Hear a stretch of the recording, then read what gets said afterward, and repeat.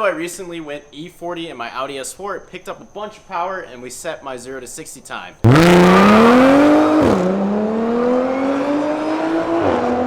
But there's only one problem. I'm kind of guesstimating how much E85 is in my tank to achieve an E40 blend. So today we're going to be installing an E40 or an ethanol sensor that's going to allow me to see exactly how much ethanol I have in the tank on a quick little app. So it's actually from Fuel It, and today we're going to go through the install. It should take me around 20 minutes.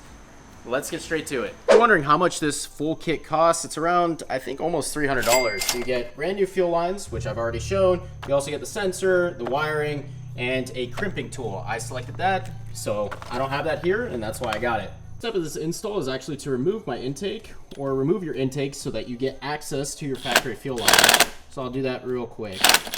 Now that my intake is off to the side, and do be careful with the secondary injection. It's the cone filter on the bottom that looks like a mini breather. Anyways, be careful with that. But what you want to do is now locate this factory line that goes to your high pressure fuel pump, which is this one right here, and we're going to be removing it. I'm just using my vice grips to take off this line. It makes it a lot easier as opposed to using like channel locks because they don't always work the best. Let me just make sure I can wiggle this guy off and then I'll be able to pull it. There we go. Again, it's the top line of the two. I'm just trying to pinch it real quick with these channel locks. I mean, there we go. Just takes a little bit of struggling. And Mr. Snake here finally came off, but it spilled a good bit of gasoline, so be prepared with some rags. I think I'm just gonna throw it. Where do I want to throw this? Oh, probably in here. You get two hoses in the kit, and apparently the shorter one of the two is the one that feeds off of the stock feed line. So I'll put that one right there, and then this is the one that's gonna feed. I mentioned earlier, you can option the kit with the crimping tool, which makes it a lot more convenient. So I'm just gonna crimp in just a second.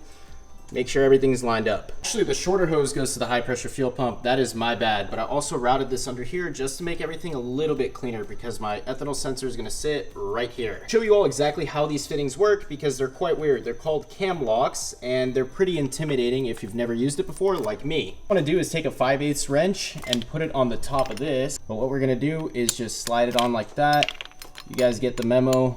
And then twist counterclockwise to loosen. This will take it out of the lock position. It unlocks, you'll know exactly when because this piece will separate from it. I'm gonna go ahead and take some lube and lube up the end of the fitting to make it a little bit easier to shove in there. So just like that. And you reinsert the lock you took off before when there's a gap and then shove it all together. So now we can twist it with the wrench again. So once you lock it all down, it'll slide back in those original slots that it popped out of. To remove the T25 screw from this exact hole where my finger is, you can actually use their mounting kit, so this will keep it nice and tidy. What to do is drop this white piece in place of the hole.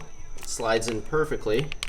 And then what you're gonna do is now put the screw through the mount.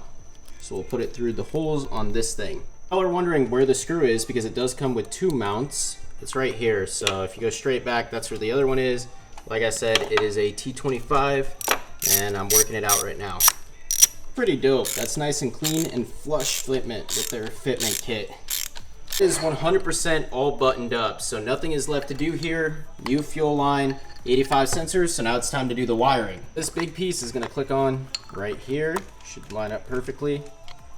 Yep, there we go. And then this, we'll do some cable management and have that run all the way back to the junction box because we're gonna draw power. This is the routing for the positive red wire. So you come from the actual sensor itself and then you go all the way here to the firewall. So this is the location. I don't know why my freaking flashlight keeps turning off, but there you go.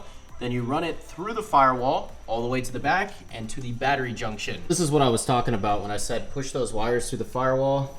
You can eventually pull them like I am and get them through here. So I only got the ground left. There we go. This is exactly where I tapped power from, the battery junction. And as you can see, it's like one of those eyelets. It's like the middle one. So if that's where you want to put the wire, go ahead and do so. That's where I put it.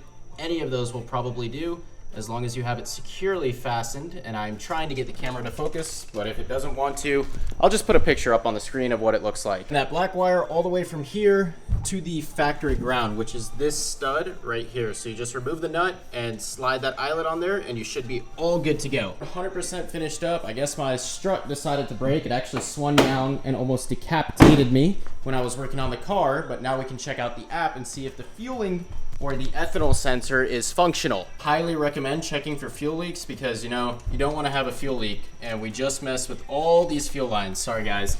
I'm struggling holding up the hood. I don't know why this strut went out last minute, but no leaks, so I should be able to see my ethanol content. This is the exact app that you need to download. I think you also do need to throw on your Bluetooth in order for it to work, and I'm assuming that I can go ahead and leave the car in accessory mode, and we should be able to see the ethanol content. So let's test that out. I'll go ahead and key the car on. Perfect. The Audi's gonna start screaming at me in just a second, but we'll press the connect button now.